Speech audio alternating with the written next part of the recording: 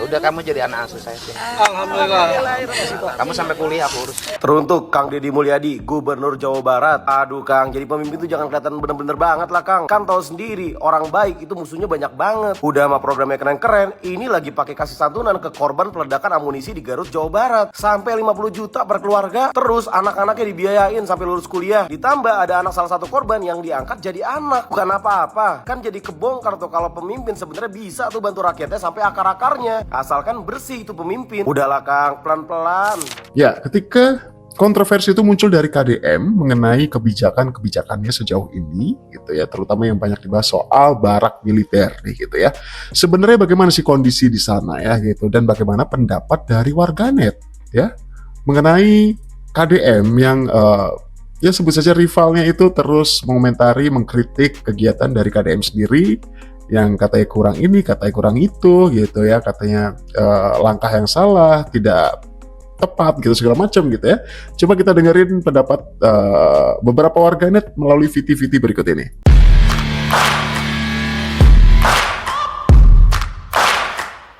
Oke, yang pertama. Selamat pagi.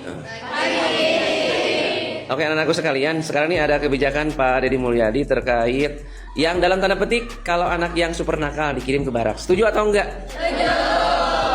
Setuju karena kalau misalnya dibiarin di sekolah terus emang udah susah diatur sama guru sama orang tuanya, mending dikebarakin biar dia tuh tahu kalau misalnya udah lulus tuh kehidupannya tuh lebih keras. Kalau misalnya dia tetap nakal kayak gitu ya, tanda kutip gitu, dia mau jadi apa gitu. Jadi dikebarakin tuh kayak biar dia tuh dilatih lagi karakternya gitu. Oh, lebih ke arah karakter ya, pembinaan karakter.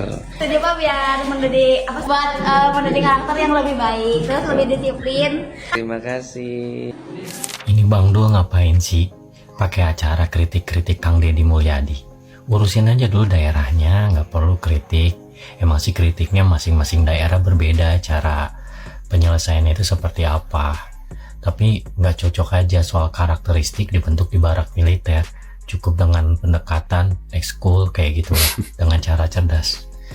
Perasaannya ekskul kan di kamari oke ke saya dari kemarin juga udah ada. Jadi ngapain juga gitu loh pendekatan lagi di ekskul, tapi tetap aja di Jakarta tetap aja banyak tawuran, pemalakan, premanisme, loba. That's true. Banyak. Bener, Nah, betul. Nah, hiji deui. Satu lagi nih, Bang Dul. Bang Dul, kalau misalkan banjir, cara pencegahannya gimana? Cara pencegahannya datang nih ke tempat bencana banjir, naik perahu yang sementara cuman selutut. Itu cara ngecek teh seperti itu. Aduh, kayak gitu aja pakai acara mau komplain sama Kang Deddy Mulyadi. Dipikir lagi Bang Dul. Betul. Banjirnya Bersihin selutut dulu ya. aja ibu kota. Punten ini mah Bang Dul, kerja dulu yang benar, jangan hanya teori. Ini banyak banget nih yang pejabat-pejabat yang ngeluarin cuma teori dan teori. Kerja nyata weh kos Kang Deddy Mulyadi. Tong dikomplain ari alus turutan, ari jore entong gitu weh. Ampun. Ono Surono yang menyebut Deddy Mulyadi terancam diberhentikan sebagai Gubernur Jawa Barat. Ono Surono, anggota Dewan ya perwakilan rakyat DPD Jawa Barat, katanya Kang Deddy Mulyadi ya terancam dipecat dari gubernur kalau melaksanakan vasektomi yang merupakan katanya syarat penerima bansos. Nggak ada Kang Deddy ngomong begitu, bukan menjadi suatu persyaratan yang utama penerima bansos. Ono baik. Lu orang mana? Orang mana atuh? Ono Surono. Gua aja nggak kenal sama lu. Ada aja. Lu meriang. Suzon lu, sirik lu. Kocak nih Om Gondrong. Punya prestasi yang baik ya di mata masyarakat Jawa Barat. Ono wae ya. Yang dilontarkan Mas Farel, anggota DPR RI, Komnas Perlindungan Anak ya kalau tidak salah, Komisi 10, itu sudah benar. Tapi itu kan teorinya, Mas. Coba kalau prakteknya. Sekarang kan di Gubernur Jawa Barat, di Kang Deddy, banyak orang tua yang memang menitipkan anak-anaknya untuk dibina di barak. Yang minta dibina, dididik ya sama KDM ratusan orang sekarang sudah antri.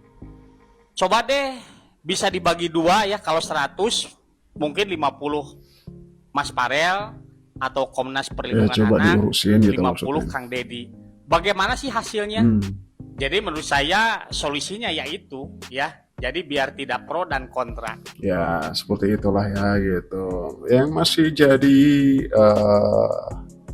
marak diperbincangkan, yang masih menjadi headline, masih kontroversial adalah soal barak ya, barak militer itu ya.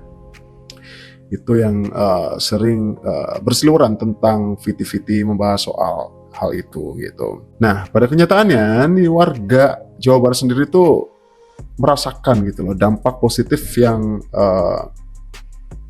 terjadi gitu ya kepada masyarakat di sana gitu, pada lingkungannya, pada daerahnya, pada kotanya gitu semenjak gubernur ini menjabat gitu ya gitu. Bahkan ada suatu pencapaian yang dicapai oleh KDM ini gitu ya, yang hanya membutuhkan waktu 3 bulan saja. Apa tuh kira-kira, coba kita lihat ya.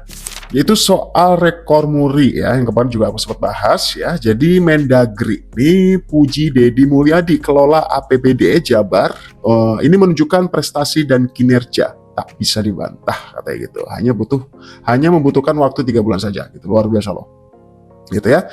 Jadi apa sih, saat memawarkan hasil evaluasi realisasi pendapatan dan belanja provinsi se-Indonesia, Tito secara khusus ya mengapresiasi kinerja Deddy Mulyadi ya gitu, dengan headline seperti dengan pencapaian sesuai dengan headline yang aku baca tadi gitu ya. Jadi kita lihat Jawa Barat bagus ya, realisasi pendapatan 32%. Ini apresiasi saya untuk Pak Gubernur ya, katanya gitu penyampaiannya. Pak Gubernur Deddy itu ya. Angka ini menunjukkan prestasi, menunjukkan kinerja, tak bisa dibantah gitu ya. Dan hanya butuh waktu 3 bulan saja, luar biasa sih itu.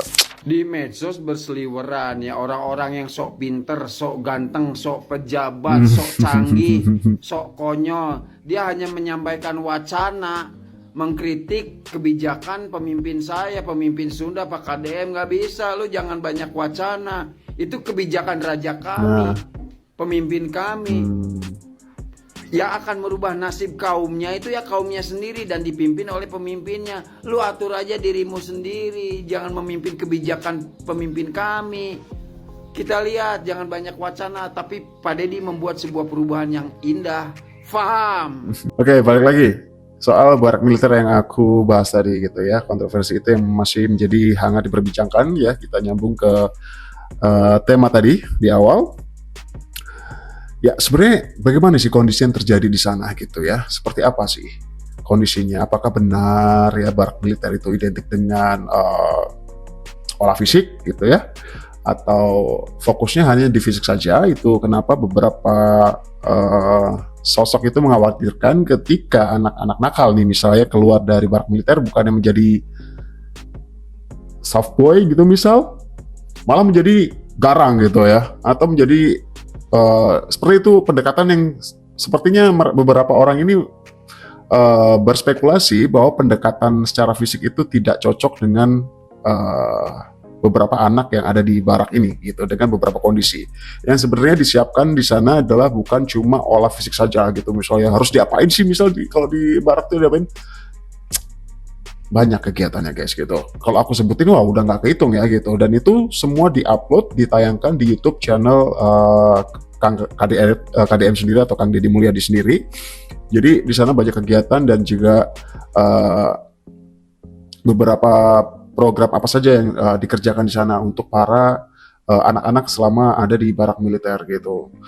Nah kemudian ada suatu momen juga VT berikut ini yang juga cukup bikin kaget gitu ya, khususnya Kak Seto sendiri gitu ya, melihat kondisi anak-anak yang ada di dalam atau orang-orang yang ada di barak militer ya. Kita langsung saja ke VT berikut ini. Menurut Kak Seto bagaimana ini? Sangat luar biasa. Wajahnya ada wajah pelanggaran HAM nggak kira-kira?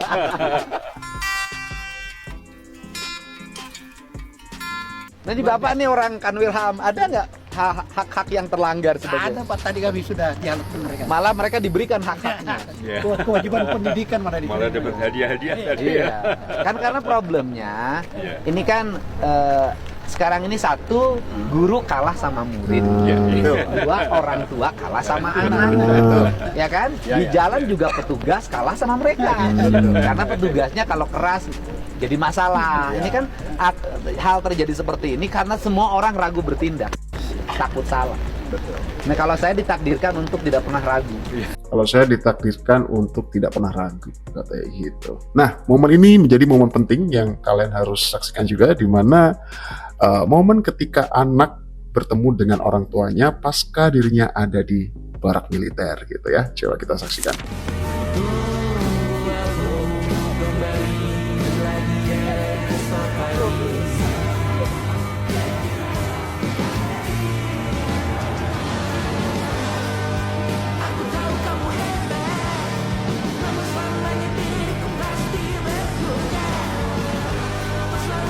Serindu itu ya ketika harus jauh dari orang tua, dan itu adalah ketika anak ini begitu rindu dan memeluk ibunya begitu erat, entah problemnya apa gitu, backgroundnya seperti apa, yang jelas itu adalah suatu bentuk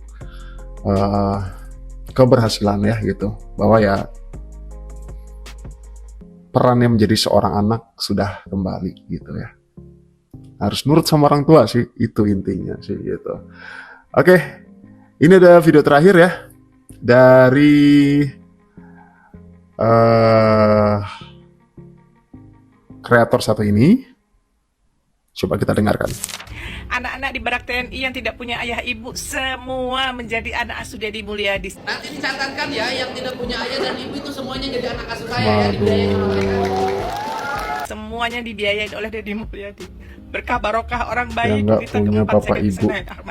Untuk semua pihak yang tidak setuju, tetap tidak setuju dengan program ini, yuk buka mata telinga, yuk buka mata hati, yuk. Bahkan Menteri HAM sendiri mengatakan ini adalah brilliance. Nah, tuh kan udah luar biasa tuh. Pak Deddy, anak ke-9 dari 9 bersaudara. Semoga nantinya Pak Deddy jadi presiden ke-9. Waduh, amin ya. Waduh, suatu angka yang pas banget tuh ya. Anak ke-9 dan menjadi presiden ke-9. Waduh. Semoga ya. Oke, itu sedikit update kali ini. Kalau menurut kalian gimana sih soal tanggapan-tanggapan tadi? Dan juga sebenarnya kalau kalian sendiri merasakan hal atau juga kebijakan dan keberhasilan dari Kang Deddy itu seperti apa sih? Gitu. Coba tinggalkan komentar kalian di bawah. Sampai jumpa di video selanjutnya.